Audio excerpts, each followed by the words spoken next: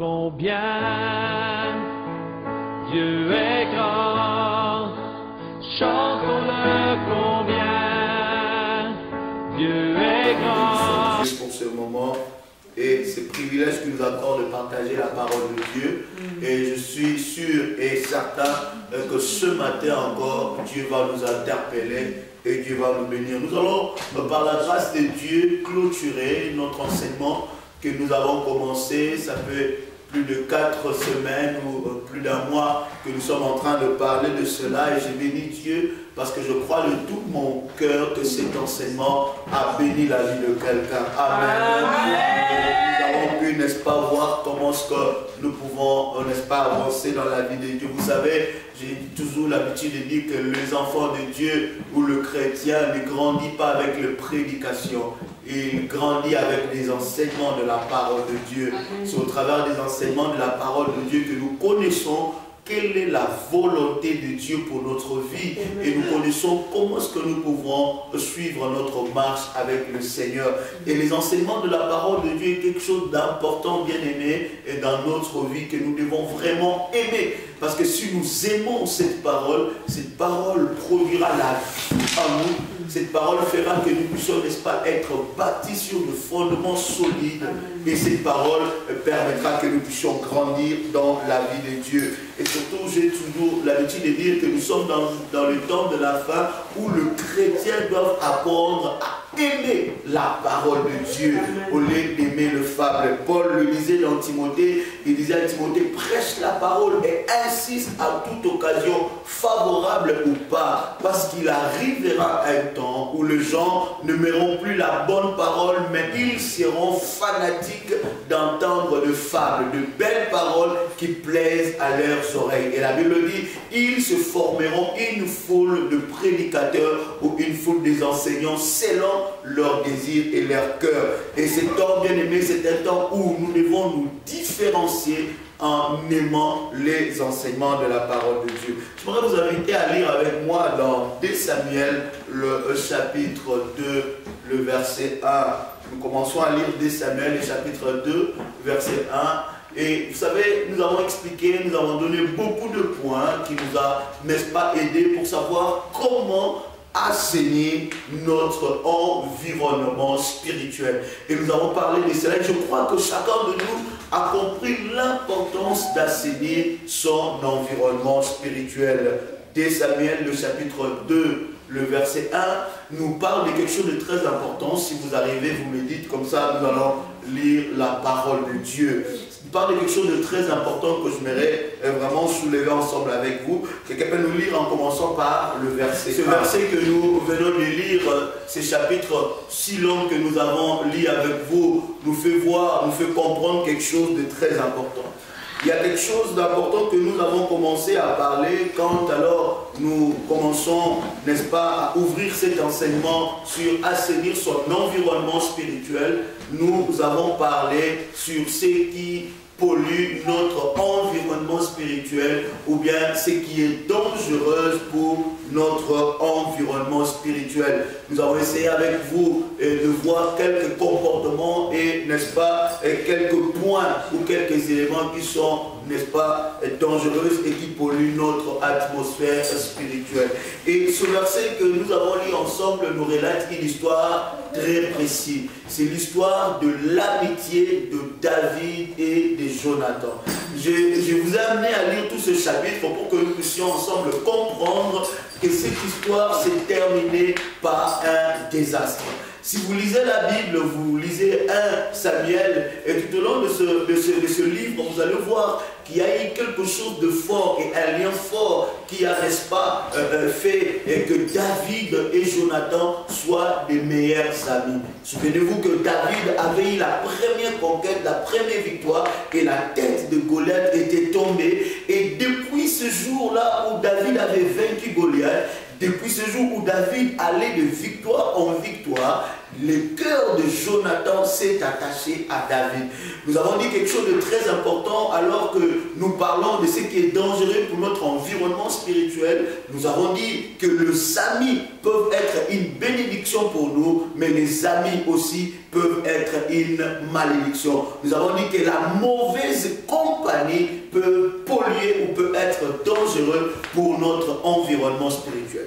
Pourquoi nous avons lu ce verset? C'est pour justement soulever un point avant que nous puissions avancer. Ce point qui est très important où David considérait Jonathan étant que son ami et Jonathan aussi considérait David étant que son ami. Et quand vous lisez 1 Samuel, vous allez voir que David et Jonathan, ils ont fait une alliance. Et Jonathan leur a donné son épée. C'était une amitié extraordinaire. Et d'ailleurs, quand Saül voulait tuer, n'est-ce pas, David, c'est Jonathan qui l'a aidé à échapper de la mort. C'était une amitié forte et une amitié grande.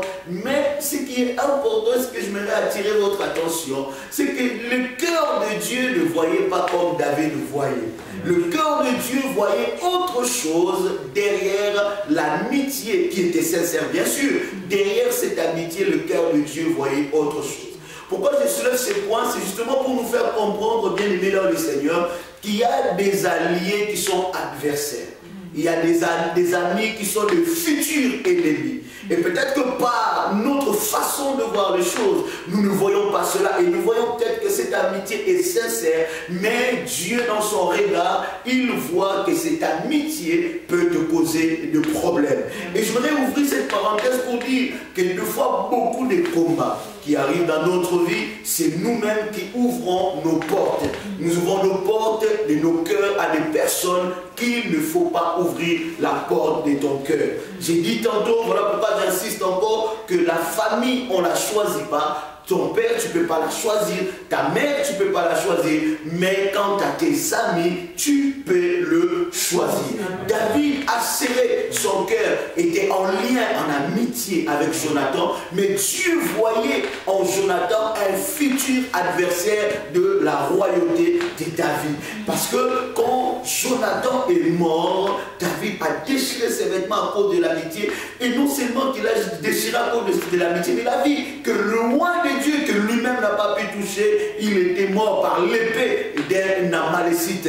Il a déchiré ses habits, son amitié a crié dans son cœur, mais Dieu voyait Jonathan comme un futur adversaire par rapport à la destinée de David.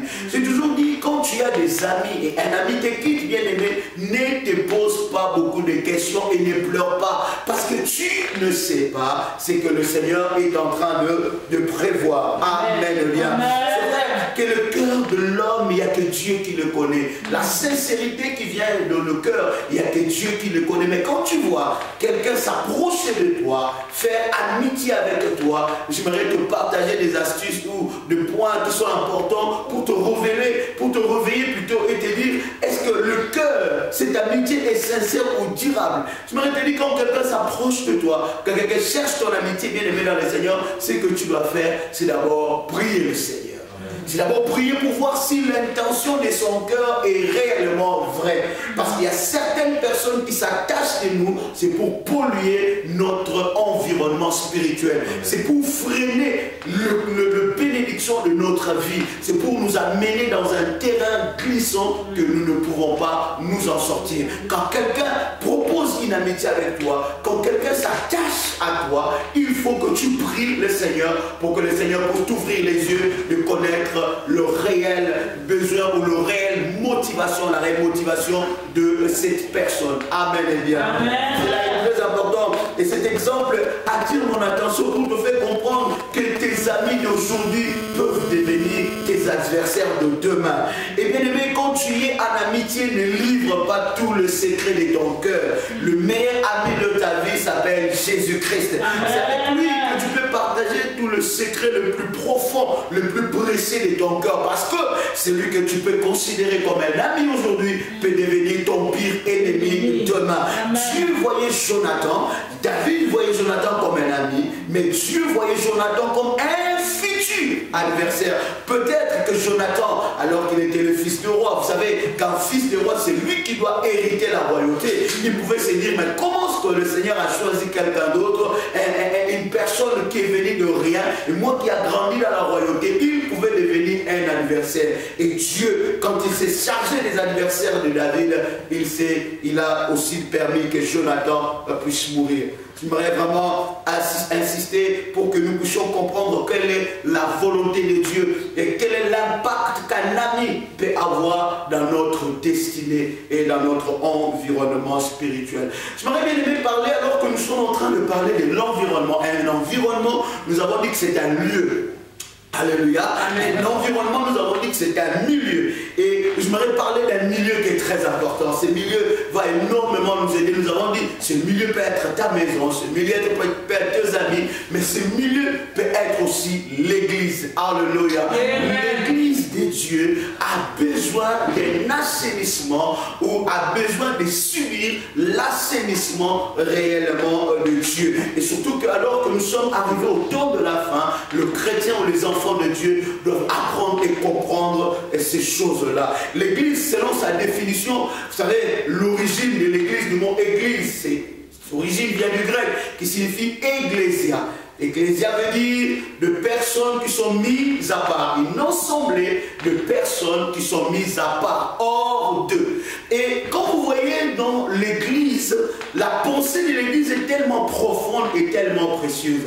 Dieu, quand il a eu cette pensée de l'église, il voulait mettre de personnes bien sélectionnées par lui-même hors d'un système. Il voulait mettre ces personnes hors d'une façon de faire et il voulait implanter, n'est-ce pas, son gouvernement sur la terre. Dans l'église, il y a 3 sortes d'églises.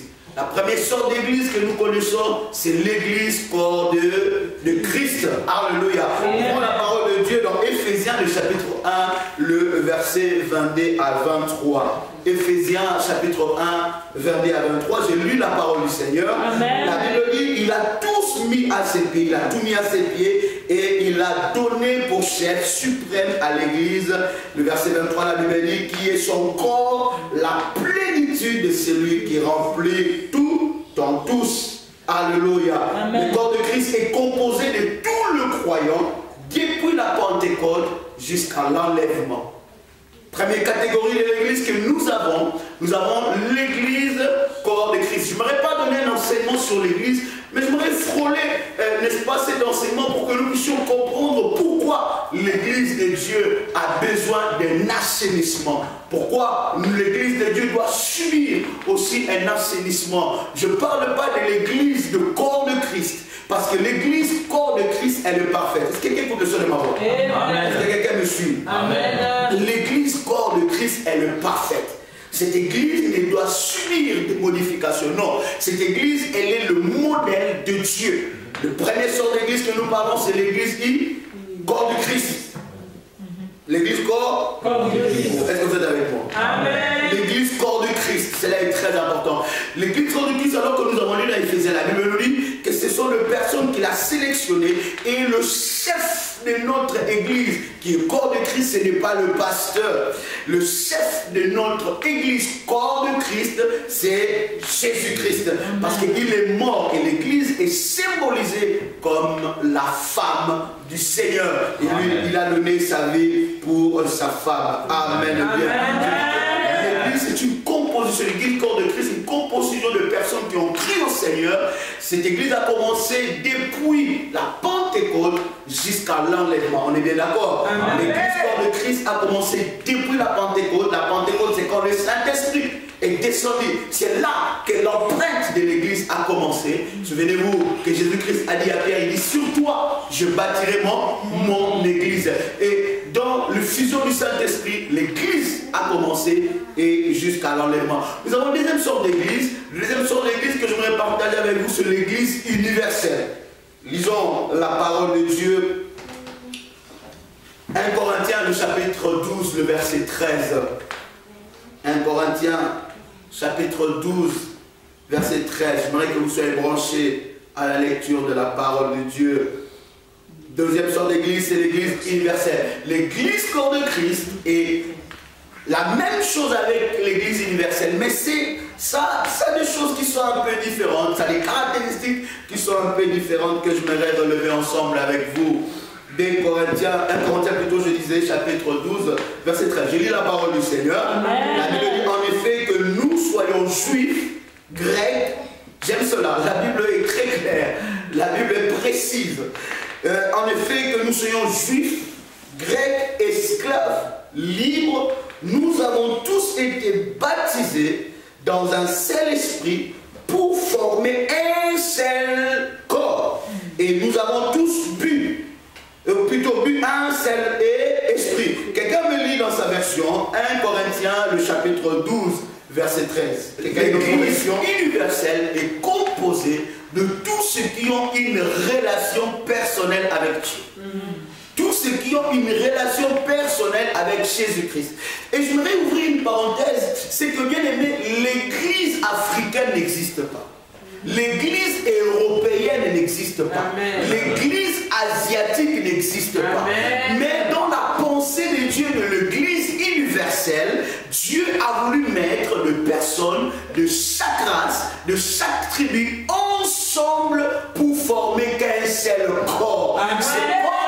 Ce corps n'est pas divisé, mais ce corps-là est un. Je vais ouvrir cette parenthèse pour faire comprendre des gens qui se disent, oh moi, non, cette église, c'est une église africaine, je ne veux pas aller. Cette église est une église européenne, je ne veux pas aller. Bien aimé, cette pensée est la pensée des hommes, elle n'est pas la pensée de Dieu. Parce que Dieu, dans sa pensée, ou dans son plan de l'église universelle, il a voulu mélanger tout genre de race et tout genre de personnes. Alléluia. De faire un seul corps. Je disais que l'église universelle, c'est l'ensemble de personnes qui ont une relation personnelle avec Dieu ou avec Jésus-Christ, qui ont reçu Jésus de toutes les races, de toutes les tribus. Ces personnes-là ont une relation avec Dieu. C'est ce que nous appelons l'église universelle. Parlons maintenant du troisième sort d'église, alors que nous sommes en train de fleurer, n'est-ce pas, cet enseignement, pour que nous puissions comprendre là où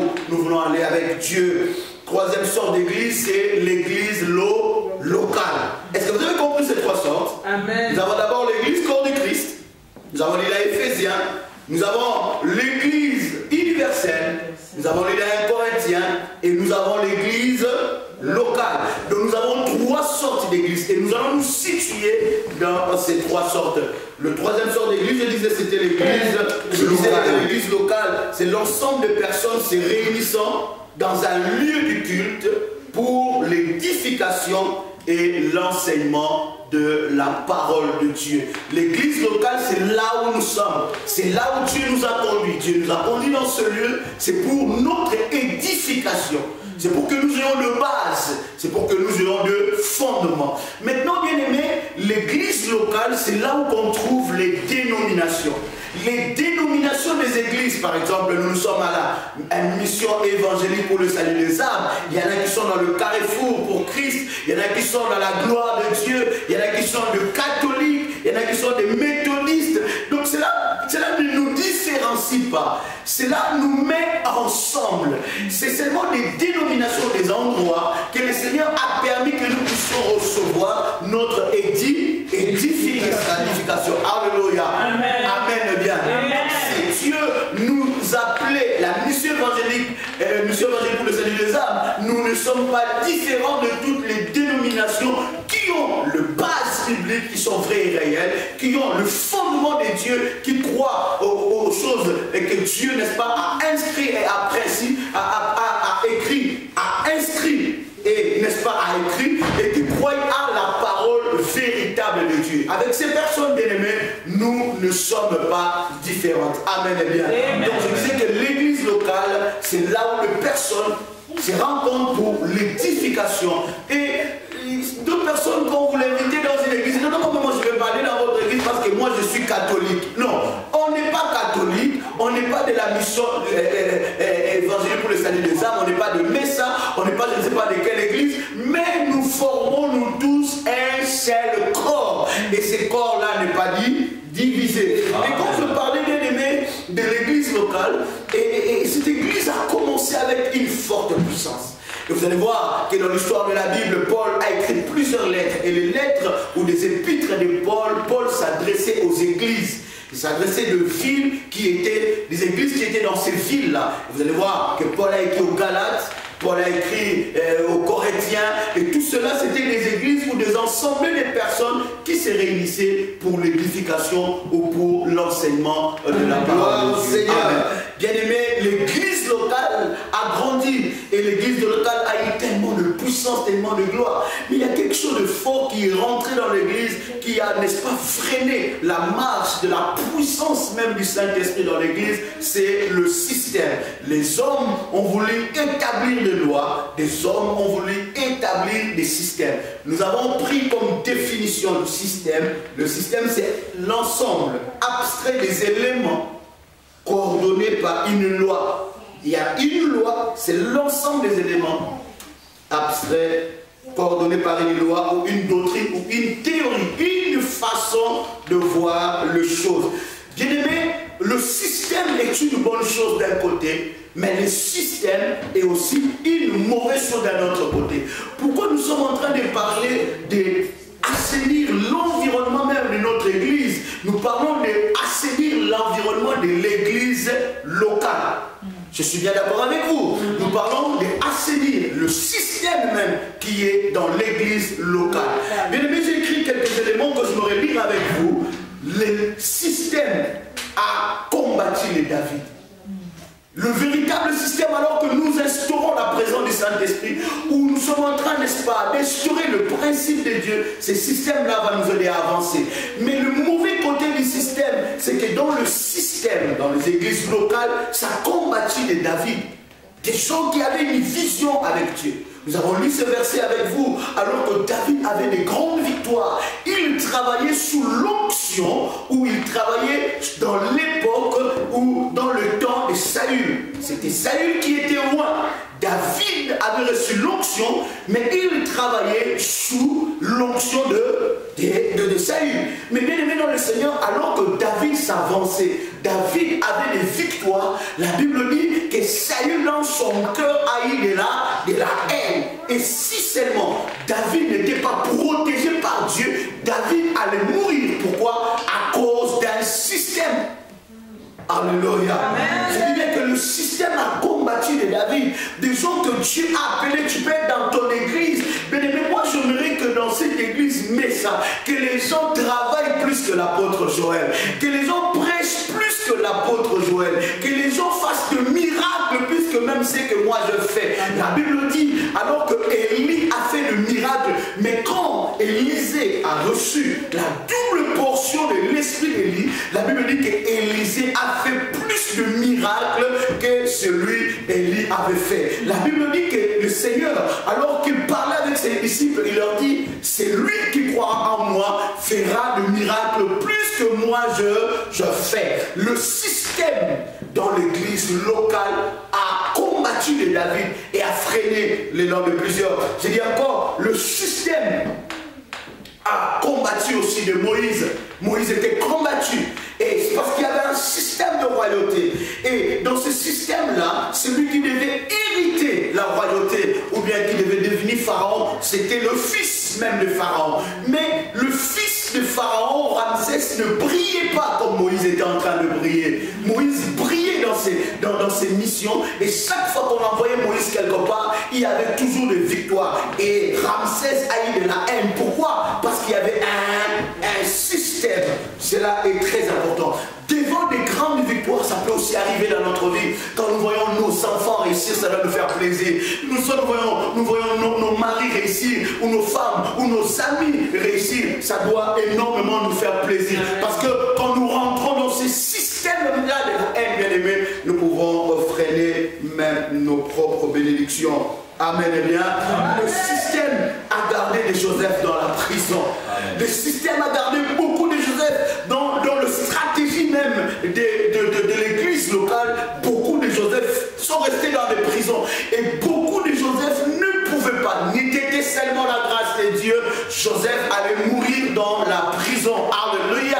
Mais seulement la grâce de Dieu a fait sortir Joseph dans cette prison. prison parce que Joseph avait une destinée avec Dieu. Alléluia. Le système a gardé, n'est-ce pas, de Joseph dans les prisons. Le système a détruit les grandes visions. Bien-aimés, nous avons un problème. Nous avons un réel problème dans nos églises locales. C'est que nous n'avons pas de visionnaires. Nous n'avons pas des gens qui peuvent aller loin. Et ces gens qui peuvent aller loin, où quelqu'un peut le soutenir et dire, va et avance avec Dieu. Et souvent dans nos églises locales, quand nous voyons un ministère prospérer, nous prenons ce ministère comme un adversaire. Alléluia. Quand nous voyons un Joseph commencer à s'élever, quand nous voyons un Joseph commencer à parler de ce rêve, nous prenons directement ces Joseph-là comme un adversaire. Et voilà pourquoi dans nos églises, nous sommes des chrétiens des années. Si je commence à vous demander votre année de chrétienté, vous allez me dire, pasteur, ça fait 10 ans que je suis chrétien. Mais pourquoi la chose de Dieu qui est en toi n'avance pas, n'évolue pas? Pourquoi? Parce qu'il y a un système qui est en train de travailler pour combattre le visionnaire. Alléluia. Ceux-là qui ont une vision avec Dieu. Et bien aimé, à cause même du système, ceux-là qui ont des visions avec Dieu, alors qu'ils ont fait des erreurs, ils n'ont pas été encadrés. Ils n'ont pas été aidés. Ils n'ont pas été secourus. On a seulement vu le mal dans ce qui était en train de se passer. Et bien aimé, moi je crois que le ministère ou de l'église locale doit subir un assainissement très important. L'église doit être assainie. Je parle bien de l'église locale. Alléluia. Le système a égaré et étouffé des ministères puissants, des gens qui ont été appelés par Dieu. Bien-aimé, j'aimerais toujours te dire, bien-aimé, que ton appel doit être connu de tous. Si Dieu t'a appelé à un ministère, si Dieu t'a donné un don, ce don doit servir à la bénédiction de plusieurs personnes. Et si nous appliquons le système, beaucoup de dons ou beaucoup de visions seront, n'est-ce pas, étouffés. Amen. Eh bien, cela est très important. Voilà pourquoi ma prière, bien-aimée, est que Dieu puisse restaurer le ministère apostolique. Ma prière de tous les jours, c'est que Dieu puisse restaurer le ministère apostolique et le ministère prophétique. L'Éternel commence à élever de ministère apostolique. L'Éternel commence à élever de ministère prophétique. Des gens qui sont là pour éclairer la génération. Des gens là qui sont là pour amener un message, pour réveiller le cœur du peuple de Dieu. Cela est très important. Vous savez, quand nous sommes en train de parler, nous sommes en train de parler d'un apôtre, ou nous sommes en train de parler d'un prophète. Des fois, dans notre vision de choses du système, nous voyons qu'un apôtre, c'est quelqu'un qui a une longue barbe. Nous voyons qu'un apôtre, c'est quelqu'un qui a bâti beaucoup des églises. Nous voyons qu'un apôtre, c'est quelqu'un qui a de longues expériences dans le ministère. Non, bien aimé, un apôtre vient du grec qui signifie apostolos.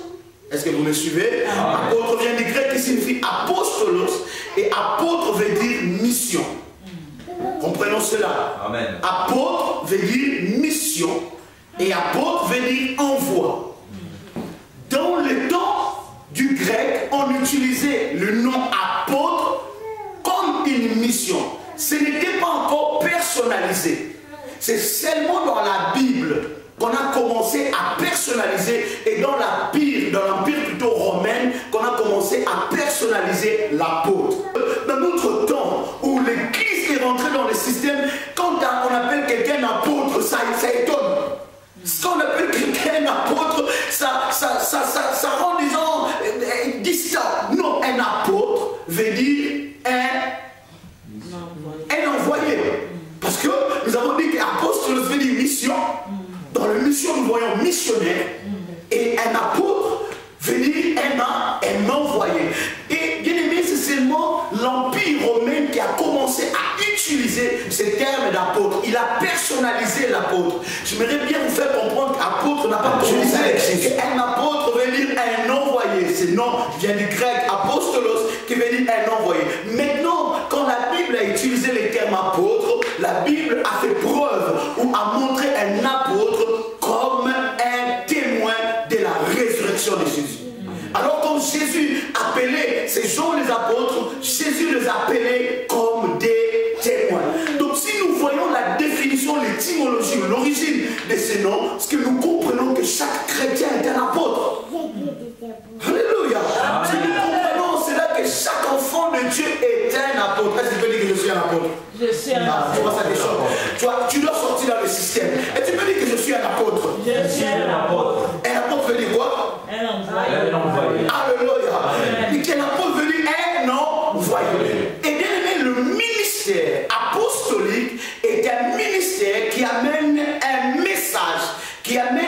message de la lumière là où il y avait l'obscurité. Est un ministère de fondement. Est un ministère qui pose des pierres de fondement. Et voilà pourquoi vous allez voir que quand Paul était en train de sillonner des pays, des nations, il implantait le message de Jésus et il implantait les églises. Bien aimé, j'aimerais soulever un point qui est important. Un apôtre ne veut pas seulement dire celui qui a plusieurs églises. Un apôtre, c'est un envoyé. C'est quelqu'un qui a un message de la part du Seigneur. C'est vrai que ce sont des caractéristiques qui accompagnent aussi un apôtre. Mais un apôtre, c'est un envoyé, un témoin de Jésus-Christ. Et je dis bien aimé de tout mon cœur que nous avons besoin de la restauration du ministère apostolique et prophétique. Parce que bien aimé, quand l'Église a commencé avec des envoyés. L'Église a commencé avec les apôtres qui ont amené le fondement, qui ont amené un message qui a bâti la vie de plusieurs personnes. Et je voudrais bien aimé faire comprendre aux enfants de Dieu que l'heure où nous sommes arrivés, l'Église a besoin d'être assainie par le ministère apostolique et le ministère prophétique. Amen bien. Amen, Amen bien. Quel apôtre en ce lieu? Amen. Est-ce que tu es un apôtre? Amen. Est-ce que tu es un envoyé de Dieu? Amen. Est-ce que tu es celui qui peut amener un message? Amen. Alléluia. Est-ce que tu es témoin de Jésus? Amen. Un apôtre, c'est un témoin. Il est témoin de la résurrection. Il est témoin de Jésus. Il amène un message. Ce message, bien aimé, c'est un message qui éclaire et qui oriente l'église primitive. Vous pouvez écrire avec moi. L'église primitive. Actes des apôtres. Le chapitre 4. Dieu t'établit dans l'onction et dans l'atmosphère apostolique. Amen. Tu vois, bien aimé, dans cette époque, voilà pourquoi je disais que Dieu est en train de restaurer le ministère apostolique. Parce que tout chrétien est un apôtre. Amen. Tout chrétien est un envoyé et est un témoin de la résurrection de Jésus-Christ. Alors quand Jésus les avait choisis étant que les apôtres, il les envoyait pour parler d'un nouveau message. J'ai dit qu'un apôtre, le ministère apostolique amène un nouveau vent. Le ministère apostolique amène le fondement. Le ministère apostolique éclaire le peuple de Dieu. Et l'église locale de notre temps a besoin de ce ministère. Ce ministère doit exercer. Et ma prière de tous les jours, que l'Éternel suscite encore les apôtres dans cette vie. Suscite encore les apôtres dans cette vie. Qu'ils voient que réellement le Seigneur est véritable. Nous devons avoir un message. Ce message pour assainir, n'est-ce pas, l'église corps du Christ. Alléluia. Lisons alors un des apôtres, le chapitre 4. Est-ce que vous y êtes? Amen. En commençant par le verset 32. Oh, nous allons dépasser, bientôt nous allons clôturer. Permettez-moi de clôturer cet enseignement. Actes des apôtres, chapitre 4, en commençant par le verset 32. Je lis la parole du Seigneur. Amen. La Bible dit: la foule de ceux qui avaient cru n'était d'un seul cœur, d'une âme. Personne disait que ce bien lui appartenait en propre, mais ils mettaient tous en commun. Le verset 33. Avec beaucoup de puissance, les apôtres rendaient témoignage de la résurrection du Seigneur et une grande grâce reposait sur eux. Verset 34. Il n'y avait aucune nécessité parmi eux. Tous ceux qui possédaient des champs et des maisons vendaient, apportaient le prix de ce qu'ils avaient vendu. Alléluia. Pourquoi nous avons lu ce chapitre? Le chapitre 4 de Actes des apôtres, bien aimé, dans son verset 32, nous fait voir comment est-ce que fonctionnait la première église. Quand nous parlons de l'église primitive, nous voulons seulement parler de la première église. Comment est-ce que, après l'enlèvement, les apôtres qui étaient des envoyés ont agi et comment est-ce que dans cette église-là se faisaient des miracles. La Bible dit qu'ils avaient tous en commun. Alléluia. Moi, j'ai toujours dit que l'église locale est une famille. Amen. L'église universelle est une famille.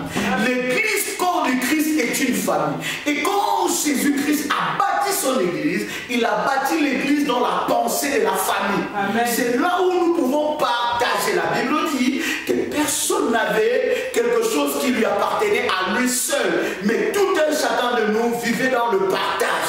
Ça veut dire que quand tu viens dans l'église locale, tu dois te sentir dans la chaleur et dans l'amour. Tu dois sentir que non, là où je suis, c'est un lieu où respire l'amour de Dieu. Tu ne dois pas sentir que là où tu es, un lieu où respire l'adversité, où les gens sont dans l'église comme en compétition, où les gens s'habillent en compétition, où les gens se font voir une séance de voiture en compétition. Non, l'église n'est pas un lieu de compétition, mais l'église est un lieu d'amour. De nous réunir pour glorifier, magnifier le nom du Seigneur, parce que nous sommes une assemblée de mise à part. Alléluia. Alléluia. Est-ce que vous suivez la parole de Dieu? La première catégorie était la catégorie de l'église primitive. Cette catégorie était une catégorie puissante. Et la Bible dit qu'il se faisait beaucoup de miracles. Pourquoi il se faisait beaucoup de miracles? Parce qu'ils avaient tous encore en commun. Ils partageaient tout. Et la Bible dit ils avaient une simplicité de cœur. Simplicité de cœur, ils étaient simples, humbles de cœur. Ils étaient ensemble. Ils n'étaient pas dans l'adversité. Ils n'étaient pas dans les compétitions. Mais ils vivaient ensemble. Et la Bible dit, même ceux-là qui avaient des propriétés allaient vendre leurs propriétés. L'église de Béret était une église particulière. L'église de Béret était une église, la Bible dit, ils scrutaient les enseignements de la parole de Dieu. Suivez-moi ici. Ils scrutaient les enseignements de la parole de Dieu. Ils n'acceptaient pas n'importe quel message. Bien-aimés dans le Seigneur, le temps où nous sommes, le chrétien doit regagner ou retourner à l'attitude qu'avait l'église de Béret. La Bible dit que l'église de Béret n'acceptait pas n'importe quel message. Bien-aimés, alors que nous sommes en train de grandir avec Dieu, il y a certains messages que nous ne devons pas dire Amen. Il y a certaines prophéties que tu ne dois pas dire Amen. On ne dit pas Amen à n'importe quel message. Quelqu'un qui vient ici pour amuser la galerie, pour te faire voir comment est-ce que lui il sait dire des paroles qui te fait plaisir, et toi tu te lèves, tu commences à dire des Amen. Non, bien aimé, quand nous sommes comme l'église de Béret, nous sommes basés sur la véritable parole. L'église de Béret était focalisée, basée sur le Messie, sur les enseignements de la parole. Et un chrétien qui assainit ses oreilles ne peut pas dire Amen à tout message, à tout prophète qui vient de la part de Dieu, parce que tu ne connais pas l'intention qui est cachée derrière ce message. Nous devons grandir comme l'église de Béret. Mais nous sommes au temps de la fin, nous sommes au temps de la parole. La parole doit régner en nous et la parole doit être prêchée dans les églises. Et nous ne voulons pas attendre, bien aimé, des paroles flatteurs qui te poussera à dire des Amen aussi longtemps que tu n'as rien reçu. Tu dois aimer la parole. Voilà pourquoi Amen, ça nous allons insister sur l'enseignement. Parce que je sais que quand tu seras bâti par les enseignements, tu ne pourras pas bouger par n'importe quel vent. Tu peux voir quelqu'un qui quitte des églises à l'église. Pourquoi? Parce qu'il n'a pas d'enseignement.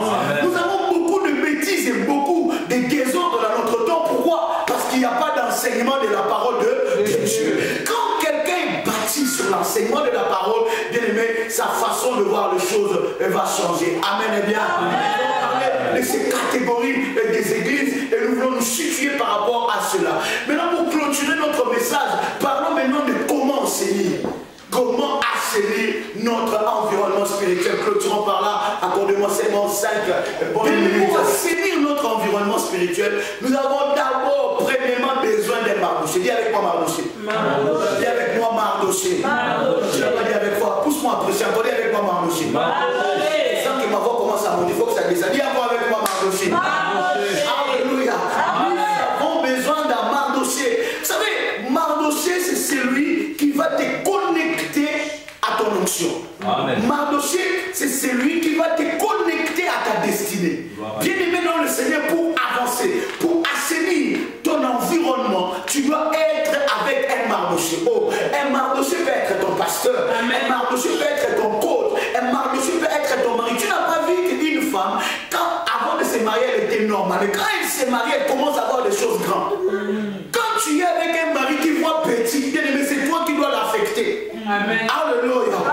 Quand tu es avec quelqu'un qui ne t'aide pas à avancer, c'est toi qui dois l'affecter.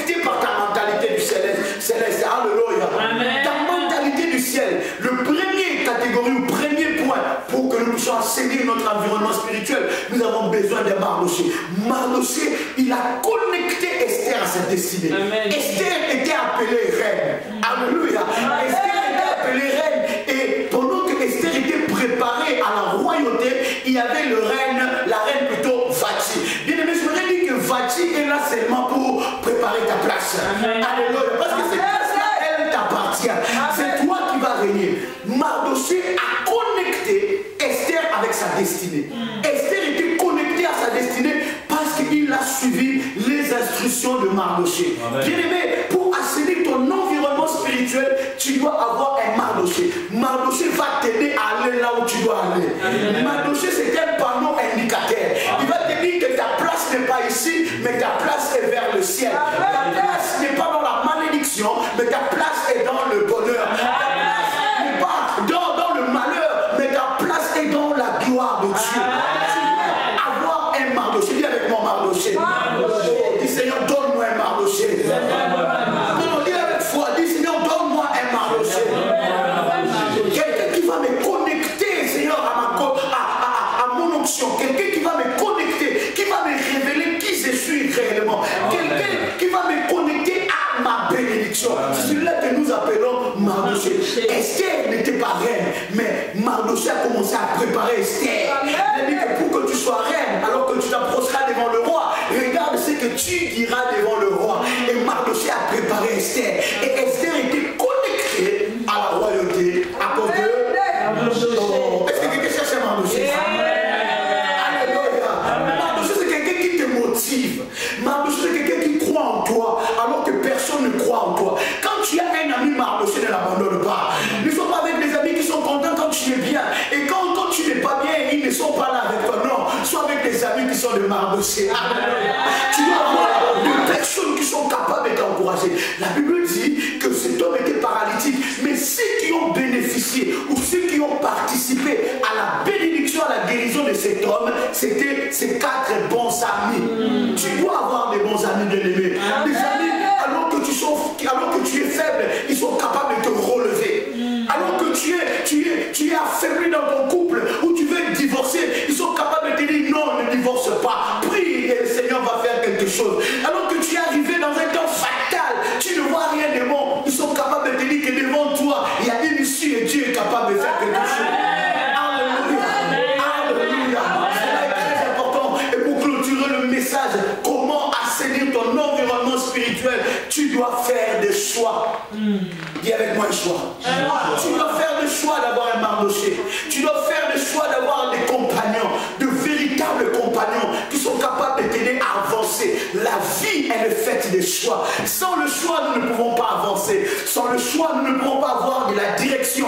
Sans le choix, nous ne pouvons pas avoir de l'orientation. Tu dois faire le choix de mieux t'entourer. Tu dois faire le choix de suivre Jésus-Christ. Tu dois faire le choix de marcher selon la volonté de Dieu. Alors que tu feras ce choix, bien-aimé, ton environnement sera assaini réellement. Ma prière est qu'au travers de ce message, que ton environnement soit assaini. Mais tu dois apprendre à choisir. Ça peut être difficile, ça peut être dur. Il y a des choix qui demandent où tu pleures, tu as des larmes chaudes, mais tu es quand même obligé à prendre le choix. La Bible dit que Abraham était avec l'autre, c'était son neveu, ils marchaient ensemble. Et la Bible dit que Dieu le bénissait, il avait beaucoup de troupeaux. Mais entre les bergers d'Abraham et les bergers de l'autre, il y avait la guerre. Mais Abraham a pris ce choix qui était difficile, il a fait le choix de se séparer, pas de se diviser, mais de se séparer avec son neveu.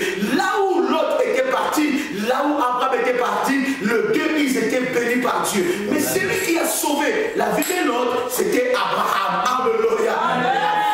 Elle est faite de choix. Il n'y a pas des amis éternels. Le véritable ami éternel, c'est Dieu. Tu dois savoir choisir, tu dois savoir assainir, tu dois à un moment dans ta vie nettoyer même ton répertoire. Il y a des numéros que tu dois effacer. Il y a des contacts qui ne sont pas pour la gloire de Dieu. Tu sais que ces contacts-là, c'est ton ex. Efface ces numéros. Ça va te causer des problèmes. Et souvent, surtout sur le Facebook, les ex réapparaissent. On était avec toi à l'école. Tu sais ce qu'on avait fait. Bien aimé dans le Seigneur. Maintenant, tu as une nouvelle vie avec ma nouvelle vie. Même dans les répertoires de ton Facebook, assaini avec moi, Seigneur. Tu dois assainir, bien aimé. Il y a des gens, quand tu regardes, ils te disent c'est pas bonjour. Tu regardes, il y a une fonction, une option